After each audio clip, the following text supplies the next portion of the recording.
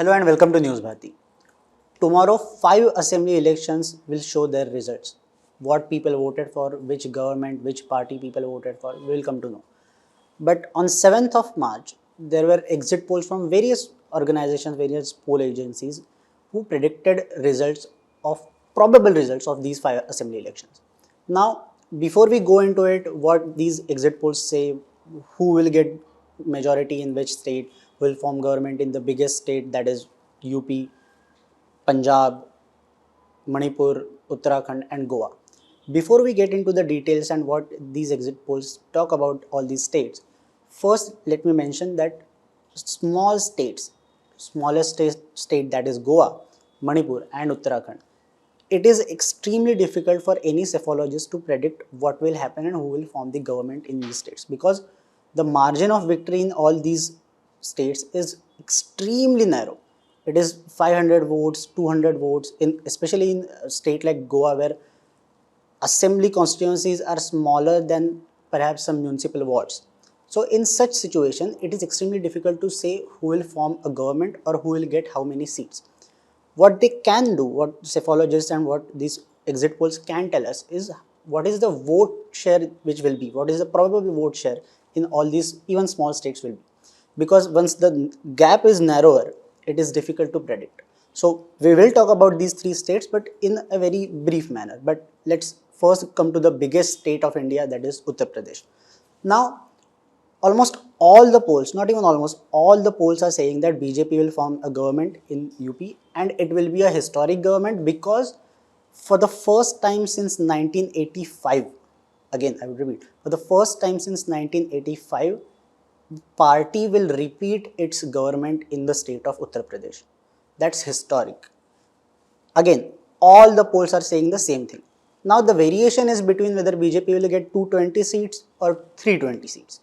Now, we all know that in 2017 assembly elections, BJP and its allies together got 325 seats. BJP on its own got 312 seats out of 403 seats. Why it is happening? Why there is so much deviation? Why there is so much difference between various polls, exit polls, who are all predicting BJP victory? The reason is that this is the first time since 1985 that there is a bipolar election happening in the state of Uttar Pradesh. What I mean is, this is the first time since 1985, it's a two-way fight between BJP and Samajwadi Party.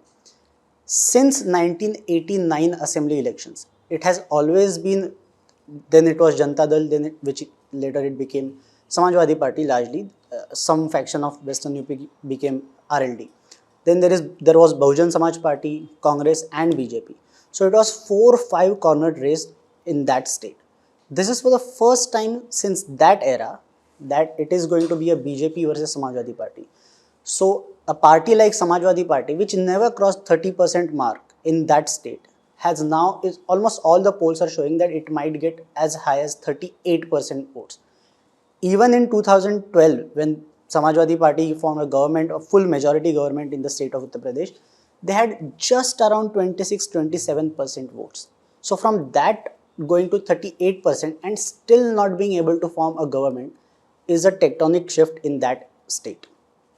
Now, because of this variation and because of this historical nature of this election of 2022, it is difficult to predict how many seats and what is the margin of victory would be of BJP. But I think it is safe to say, as all the polls are saying, that BJP will form a government. It is important for BJP to get as many seats from UP as they can, or get at least as many seats as they did in 2017, because that will reflect in their Rajya Sabha members as well as in the upcoming presidential election. Now let's go to the second biggest state of among these 5 states, that is Punjab. So Punjab might actually give a historic verdict and give Aam Aadmi Party a full majority. There are some polls which are suggesting that Aam Aadmi Party would be the single largest party, but may not get the necessary numbers and may not get the majority. It is because, as they say in Hindi, दूध का जरा छाछ भी फूक फूक कर पीता है. So that is the reason why some polls are not showing that Aam Aadmi Party getting full majority. There are polls which are showing even 100 out of 117 seats to Aam Aadmi Party. There is not a single poll which is saying anyone other than Aam Aadmi Party would be the single largest party. In that scenario, I think it is safe to say that Aam Aadmi Party would form a government unless that some polls which are showing that they will be single largest party but not the clear majority, perhaps with some defections and alliances just to keep alleged Khalistani elements out from the power corridors of Punjab, there might be a coalition of opposition party. But just to give an opinion right here, that this alliance might work against these opposition parties and might work in favor of Aam Aadmi Party in the long run. This is exactly what is happening in Maharashtra. This is exactly what happened in UP in 2019 election. But if this happens in Punjab, it will be in favor of Aam Aadmi Party in the long run. But again, that's a hypothetical scenario. If they get a majority, it will be historic because for the first time, anybody other than Akali Dal or a Congress party will be forming a government in the state of Punjab. This is for the first time since the state of Punjab came into being. So that is the historic importance of that. And again, in the previous video about the state elections, we talked about the three regions of Punjab, which were Majha, Doaba, and Malwa. As we talked about in that video, Aam Aadmi Party will get maximum of their seats from Malwa region. Malwa region again is the region from where maximum farmers contributed in that farmers protest during the anti-farm law agitation, etc., around the state of Delhi, around the national capital of Delhi. Now, as I said, let's come to these three small states. Almost all the polls are saying that in Manipur, BJP will be the single largest party. And if we go by the 2017 numbers, where BJP actually had less number of seats than the Congress party. Congress party needed 3 or 4 seats to form a government to get the majority in Manipur in 2017. And yet BJP, who was 8 or 9 seats behind the majority marks, they actually were able to get the sufficient numbers, the required numbers to form the government.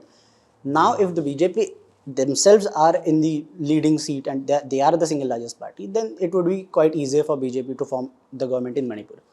Same situation is with Uttarakhand. We talked about it in the previous video where many chief ministers were changed in the span of 1 year. There were 2 Rawats and now there is Pushkar Singh Dhami.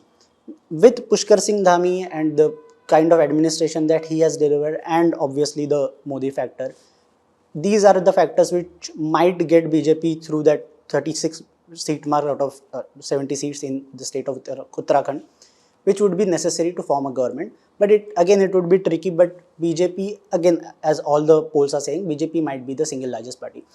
In Goa, as I talked about it in the beginning of this video, Goa is a very small state. Their constituencies, their assembly constituencies are very small. Victory margins are very thin. It's 200 votes, 500 votes. So it is difficult to predict even for a cephalogist that which party will get how many seats and which party will form the government. Which is why they are giving us the percentage of votes that each party might get in that state, and almost all the, with some exception of 1 or 2 exit polls, all the exit polls are suggesting that BJP will get the maximum vote share in the state of Goa. I'm not going into the details of seat projection because, as I said, because Goa is a smallest state, it is very difficult to predict how many seats any party would get. But again, if we go by 2017, BJP needed a lot of MLAs. They needed 7 or 8 MLAs, and Congress party again needed 3 or 4. Even there, BJP formed the government and Congress party did not, and they could not. That is if that situation is there, and now BJP is getting around 15, 17, 18 seats and they require 21, it would be even more easier for BJP to form the government. But let's see what happens. If you like this video, then please hit the like button, subscribe to our YouTube channel and press the bell icon so that you can get notifications for our various videos on such topics. Thank you.